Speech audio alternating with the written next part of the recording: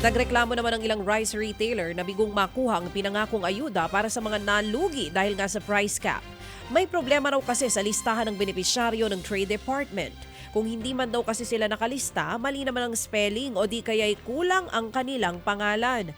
Kaya ang inaasahang pera, napurnada. Na-include nila Elmer Hermoso na wala yung asepsyon. Pero sabi nila ma'am sa akin, gagawan lang ng paraan. Malaki kainayangan talaga namin kasi minsan lang ito mangyari na magkaroon kami ng ganito na ayuda. Yung apelyido, imbes Espino, naging Espelyo. Hiling ko, dahil siyempre, tamang dito address, tama yung pangalan ko. O ngayon, dapat i-assist na lang nila.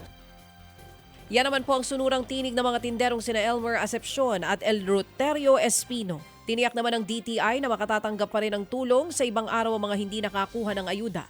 Bukod sa 15 pisong subsidiya, posible rin daw makatanggap ng dagdag na tulong ang mga retailer mula sa kanilang lokal na pamahalaan. Kasama na dyan ang tax incentives at diskwento sa kanilang renta. Bukod sa makakatulong ito sa mga retailer, umaasa rin ang mga LGU na mas maraming makakasunod sa price cap kung may ganitong kalakaran. Ted Filon at DJ Chacha. Ngayon, nasa Radyo 5, 92.3 News FM. Monday to Friday, 6 to 10 a.m.